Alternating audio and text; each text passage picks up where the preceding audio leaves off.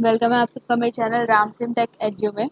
आज हम CSS syntax की बात करने वाले हैं कि यार हम कौन सा सिंटैक्स CSS में फॉलो करते हैं और सेलेक्टर्स क्या होते हैं CSS में।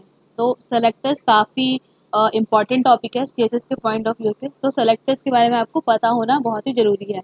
और साथ ही साथ आज हम CSS सिंटैक्स के बारे में बात करेंगे ताकि आपको सिंटैक्स में क्लियरिटी हो, क्योंकि यार कोई भी लैंग्वेज हो आपकी प्रोग्रामिंग लैंग्वेज, तो वहाँ पे आपको सिंटैक्स में क्लियरिटी होना ज़रूरी है, नहीं तो एरर मतलब आपको एरर मिल सकते हैं बहुत ही जगहों पे। तो इसमें सिंटैक्स में क्लियरिटी बहुत ज़रूरी है, तो इसलिए हम आज के सेशन में CSS सिंटैक्स के बारे में बात करेंगे। ठीक है, तो शुरू करते हैं। तो यार सिंपल से यहाँ पे मैंने एक कोड लिखा हुआ है, CSS का कोड है, जो कि हमने अपनी पिछले वीडियो में भी इसके बारे में डिस्कस करा है थोड़ा बहुत, तो वो आज हम डिस्कस करेंगे।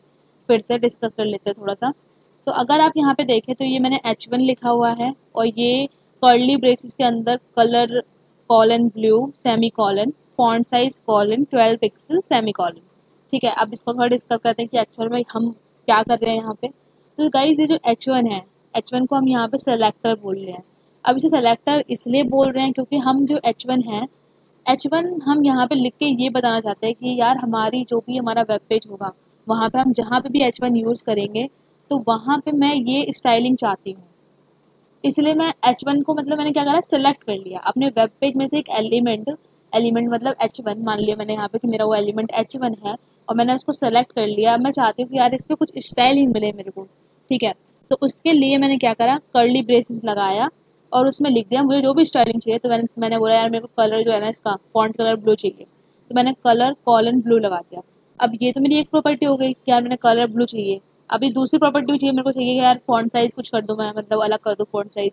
तो मैंने सेमी कॉलन लगा के, आप जब भी एक से ज़्यादा प्रॉपर्टी अपने उसमें यूज़ करोगे, तो आपको क्या करना है, आप अपनी एक प्रॉपर्टी लिखने के बाद आप सेमी कॉलन लगाओगे और उसके बाद आप दूसरी प्रॉपर्टी और उसकी वैल्यू लिखोगे। तो यार ये जो कलर है, कलर को हम प्रॉपर्टी बोल रहे हैं और इसकी वैल्यू जो मैंने यहाँ पर दी है वो है ब्लू, तो उसको मैं वैल्यू बोल रही हूँ। ठीक है, तो जो भी आपकी प्रॉपर्टी होगी वो प्रॉपर्टी है आपकी, और जो आप उसके कॉरस्पॉन्ड जो आप वहाँ पे वैल्यू डाल रहे हो तो वो आपकी क्या होगी, वैल्यू। ठीक है, अभी ये जो हमने एक प्रॉपर्टी पूरा डिक्लेयर करा है, मतलब मैंने क्या करा, प्रॉपर्टी और वैल्यू दी, तो इसको मैं क्या बोल रही हूँ, डिक्लेरेशन। तो आपके जो भी आपका CSS है, जो भी आप स्टाइलिंग दे रहे हो, तो वहाँ पे आप कितनी भी डिक्लेरेशन डाल सकते हो जो भी आपको चाहिए। यार मैं चाहती हूँ कलर मुझे कुछ मिल जाए, बैकग्राउंड कलर कुछ चाहिए, फॉन्ट साइज कुछ चाहिए, तो ये क्या है, हमारी डिक्लेरेशन है। तो एक CSS मतलब यहाँ पे मैंने H1 के अंदर मैं कुछ भी डिक्लेरेशन डाल सकती हूँ, कितनी भी डिक्लेरेशन डाल सकती हूँ। Sequence will does not matter, sequence matter नहीं करेगा, जो भी आप यहाँ पे लिखोगे it will be going to show in your element, जो भी आपका एलिमेंट होगा उस पर शो करने करेगा आपका। ठीक है, तो आई होप कि आपको समझ में आ रहा हो। यहाँ पे कुछ नीचे पॉइंट्स डाल रखे हैं, उन्हें पढ़ लेते हैं यार। कि जो सेलेक्टर होता है वो आपके एलिमेंट की तरफ पॉइंट करता है, ये मैंने आपको बताया। जो भी आपका सेलेक्टर है, सेलेक्टर हम उसे बोलते हैं जिस भी एलिमेंट में मुझे स्टाइलिंग चाहिए। तो मेरे वेब पेज में जितने भी H1 वाला एलिमेंट होगा, मतलब जो भी हेडिंग्स होंगी यार, तो उन पे मुझे ये स्टाइलिंग करनी है। तो ये जो H1 मैंने यहाँ पे लिखा है इसे हम सेलेक्टर बोल रहे हैं, और ये सेलेक्टर एक एलिमेंट की तरफ पॉइंट कर रहा है कि यार मुझे जितने भी हेडिंग है उसमें ये स्टाइलिंग चाहिए। तो आई होप कि ये क्लियर हो आप सबको। उसके बाद आता है डिक्लेरेशन ब्लॉक। अब डिक्लेरेशन ब्लॉक ये जो आपको कर्ली ब्रेसेस है, इसके अंदर कितने भी डिक्लेरेशन हो सकते हैं, ये आपको मैंने बताया अभी। उसके बाद जो हमारा थर्ड पॉइंट है वो बोल रहा है कि यार एक जो एक डिक्लेरेशन होती है, एक डिक्लेरेशन के अंदर एक प्रॉपर्टी होती है और एक वैल्यू होती है, दोनों सेपरेट होते हैं कॉलन से। तो ये भी मैं आपको बता चुकी हूँ। और multiple CSS declaration are separated with semicolon. Semicolon आपको नहीं भूलना है, सेमीकॉलन बहुत जरूरी है। आप जब भी एक प्रॉपर्टी और वैल्यू लिखते हो उसके बाद आपको सेमीकॉलन लगाना मैंडेटरी है। ठीक है, नहीं करोगे तो यार एरर मिल सकता है। अब वो एरर आपको विजुअल स्टूडियो में शो नहीं होगा, वो आपको आपके वेब पेज में आप जो डिजायर्ड रिजल्ट चाहते हो वो आपको नहीं मिलेगा, तो उस तरीके से एरर शो होगा, पर विजुअल स्टूडियो में आपको एरर नहीं दिखेगा उस समय जब आप कोडिंग कर रहे होगे। ठीक है, तो आई होप कि इतना क्लियर होगा। चलिए एक बार चल के इसको देख लेते हैं कि यार ये एक्चुअल में कर क्या रहा है। ठीक है, चलिए विजुअल स्टूडियो पे चलते हैं अपने। तो यार मैंने एक यहाँ पे फाइल बना रखी है ऑलरेडी। ठीक है, तो अगर आपको ये मतलब थोड़ा सा इसका फॉर्मेट अगर आपको समझ में नहीं आ रहा है, तो वो आप मेरी पिछले वीडियोस में देख सकते हो कि यार मतलब इसकी फॉर्मेट है क्या। लेकिन आज हम CSS के बारे में डिस्कस करेंगे, तो सिर्फ और सिर्फ CSS के बारे में पढ़ेंगे आज। ठीक है, तो शुरू करते हैं।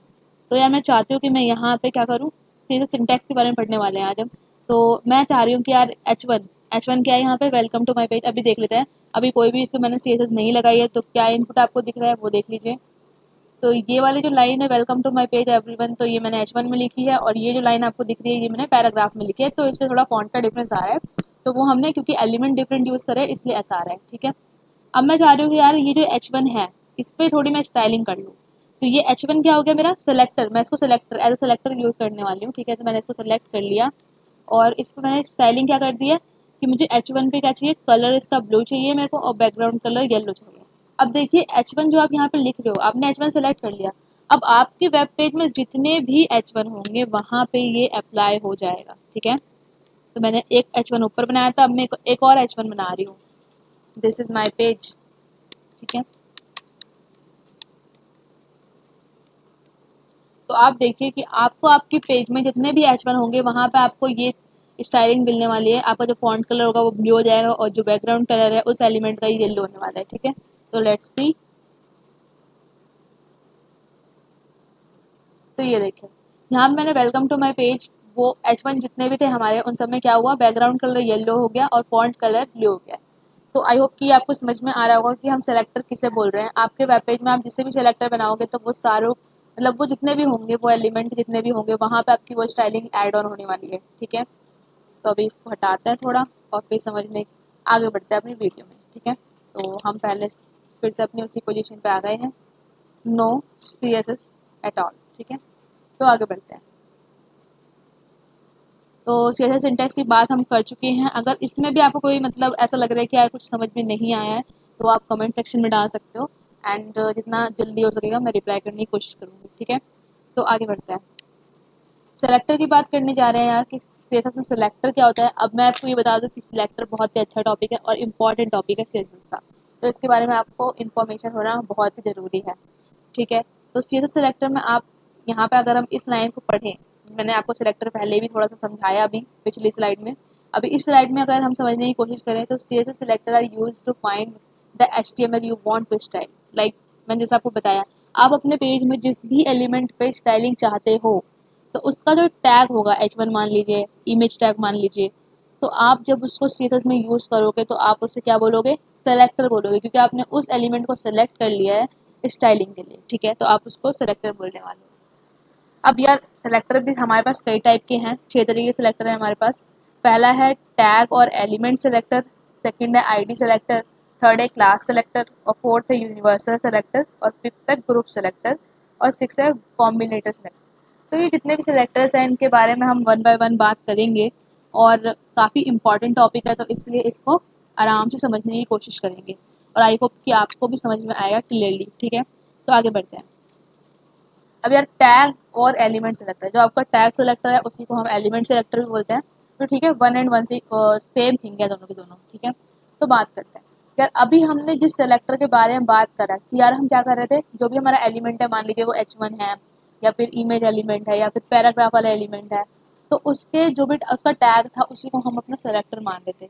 तो जब ऐसा सिचुएशन आए कि यार आप टैग और एलिमेंट को अपना सेलेक्टर मान रहे हो तो उसको हम क्या बोलेंगे, टैग और एलिमेंट सेलेक्टर।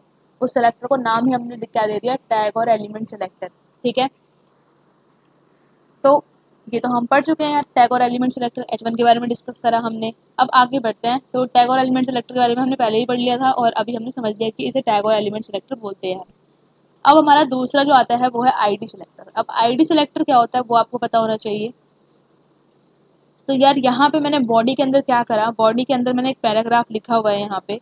अगर मैं पैराग्राफ में मैं चाहती हूँ कि यार सिर्फ जो मतलब स्टाइलिंग हो ना इस पैराग्राफ में हो, मतलब आपकी बॉडी में कितने भी पैराग्राफ है आपको इससे मतलब नहीं है, लेकिन आपको इससे मतलब है कि आपका जो एक पैराग्राफ है उसमें आपको स्टाइलिंग चाहिए, ठीक है। तो उसके लिए सिर्फ अगर आपको एक पैराग्राफ में स्टाइलिंग चाहिए तो वहाँ पे आपको आईडी सेलेक्टर यूज़ करना चाहिए। और वो आप कैसे यूज़ करोगे वो देख लीजिए कि आईडी इक्वल टू, आपको जो भी नाम डालना है आईडी इक्वल टू करके आप डाल दीजिए, मतलब वो XYZ कोई भी नाम हो सकता है, आप अपनी मर्जी से डाल दीजिए, ठीक है। अब इसका आपको क्या करना है, जो भी आपने नाम यहाँ पे दिया है वो आपको जाके स्टाइल टैग के अंदर हैश टैग करके फिर ये करना है। अभी चल के इसे एक बार थोड़ा सा विजुअल स्टूडियो पे देखते हैं, आपको क्लियरली समझ में आएगा, इसकी इतना डिफिकल्ट नहीं है समझना, ठीक है। चलिए चलते हैं। तो अब मैं चाहती हूँ यार ये जो पैराग्राफ है ना, इसमें मुझे क्या, मुझे सिर्फ इस पैराग्राफ पे स्टाइलिंग चाहिए, ठीक है। तो मैंने क्या करा, आईडी लिखा और मैंने इसमें आईडी ऐसे डाल दिया XYZ। मतलब आप तो कोई भी नाम डाल सकते हो, पर आपको एक चीज़ ध्यान रखना होगा कि आपने जो यहाँ पे आईडी में नाम लिखा है और ये जो आपका यहाँ पे आप ये टैग लिखोगे, तो ये आपको क्या लिखना है, हैशटैग करके। ये आपको याद रखना है कि आप जब भी आईडी अपने स्टाइल टैग में लिखोगे आईडी के बारे में, आपको ये पता होना चाहिए कि जब भी आप CSS स्टाइलिंग कर रहे हो तो वो आप स्टाइल टैग के अंदर ही लिखोगे, ठीक है। और फिर आप जो आईडी लिख रहे हो वो आप हैशटैग करके यहाँ पे जो आपने यहाँ नाम दिया है वो आपको यहीं पे नाम देना है सेम बिल्कुल। और जो आपको स्टाइलिंग चाहिए, मैंने कहा यार इस पैराग्राफ का जो फॉन्ट कलर है ना वो येलो हो जाए और बैकग्राउंड कलर स्टील ब्लू मिल जाए, कुछ भी, मतलब आपका मन है, आप कुछ भी, लाइफ आपकी है तो आपको डिसाइड करना है जो भी नाम या फिर जो भी आप कलर देना चाहो, ठीक है। तो मैंने कुछ ऐसा कलर दे दिया। अब लेट्स सी कि इसका क्या प्रभाव पड़ने वाला है। तो देखिए ये जो आईडी है XYZ, मैंने इस पे स्टाइलिंग डाली है। अब मैं, मतलब फॉर एग्जांपल मैं मान रही हूँ कि यहाँ पे ना एक और पैराग्राफ है, मैंने ऐसे लिख दिया दिस इज अ पैराग्राफ। तो अभी क्या हो रहा था ना कि मैंने जब मैं अपना H1 टैग पे लगा रही थी स्टाइलिंग, तो जितने भी H1 थे यार बॉडी के, सब पे आ रही थी स्टाइलिंग। लेकिन यार समटाइम क्या होता है कि आपको चाहिए कि यार इसी एलिमेंट पे ये स्टाइलिंग आए और किसी एलिमेंट पे ये स्टाइलिंग ना आए, तो आप कुछ ऐसा चाह रहे होते हो। तो अब देखिए मैंने दो पैराग्राफ लिखे हैं अपनी बॉडी में, एक ये वाला using CSS for styling of my web page, और एक paragraph this is the paragraph, ठीक है। तो मैं चाह रही हूँ कि यार सिर्फ ये वाला जो है ना, using CSS for styling of my web page, इस पे मुझे स्टाइलिंग मिले। तो मैंने क्या करा, आईडी बनाई, अपनी एक आईडी बनाई और उसमें मैंने अपनी स्टाइलिंग डाल दी। अब देखिए ये जो स्टाइलिंग है ना, ये आपको सिर्फ और सिर्फ इस पैराग्राफ में मिलेगी, किसी और पैराग्राफ पे नहीं मिलेगी। लेकिन ये चीज़ हम अपने टैग और एलिमेंट सिलेक्टर में नहीं कर पा रहे थे, यहाँ पे आप ये चीज़ कर सकते हो, ठीक है। तो चलते हैं अपने आउटपुट की तरफ, कैसा दिख रहा है हमारा आउटपुट वो देख लेते हैं। तो ये देखिए, अब मेरे पे दो पैराग्राफ थे, ये वाला और ये वाला, लेकिन स्टाइलिंग किस पे आई, सिर्फ इस पे जिसमें मैंने अपनी आईडी लगाई, ठीक है।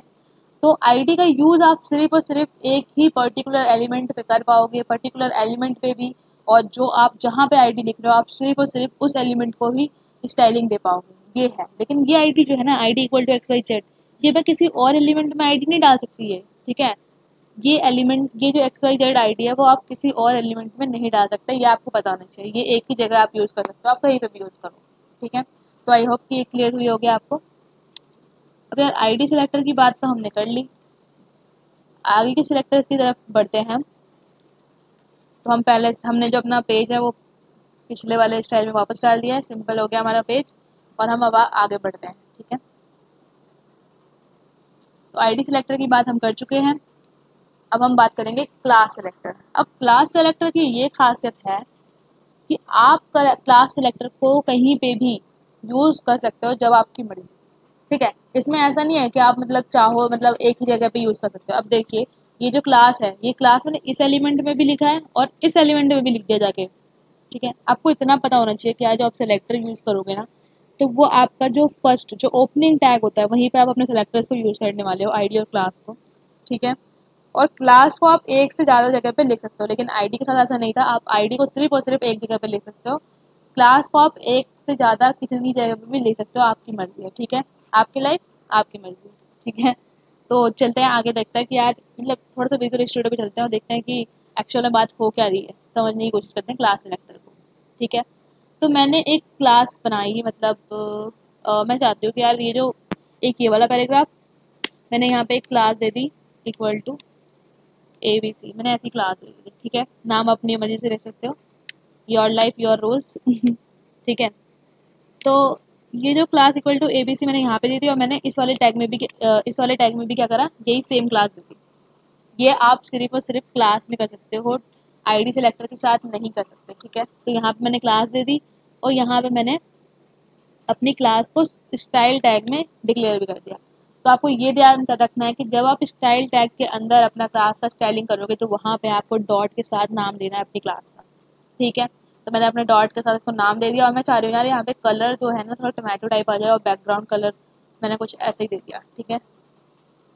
तो इसे मैंने सेव करा और चलते हैं अपने पेज की तरफ। तो देखिए इन दोनों एलिमेंट में ही मैंने अपना क्लास लिखा था और इन दोनों एलिमेंट पे पूरी स्टाइलिंग आ भी रही है। तो आई होप कि ये क्लियर होगा आपको कि यार क्लास और आईडी में क्या फ़र्क होता है। तो बहुत ही सिंपल फ़र्क है कि क्लास यार आप कितनी भी जगह चाहो वहाँ यूज़ कर सकते हो। आप जहाँ पे भी आप ये क्लास लिख दोगे वहाँ पे आपका यूज़ हो जाएगा। लेकिन आईडी में ये दिक्कत है कि यार वहाँ वो चीज़ आप एक ही जगह यूज़ कर सकते हो, पूरे वेब पेज में आप एक ही जगह पे आईडी यूज़ कर सकते हो, आप एक से ज़्यादा जगह पे यूज़ नहीं कर सकते। ठीक है, तो आई होप कि क्लियर होगा आपको। तो यार इसी के साथ आज की क्लास यहीं पे ख़त्म करते हैं। अगली वीडियोस में अच्छे कॉन्सेप्ट के साथ मिलेंगे। अभी सिलेक्टर वैसे ख़त्म नहीं हुआ है, 2-3 टॉपिक और है सिलेक्टर के, टाइप्स हमारे रह रहे हैं 2-3 टाइप्स, तो उनके बारे में आगे वीडियो में डिस्कस करेंगे। पर आज के लिए इतना ही। Thank you, bye bye.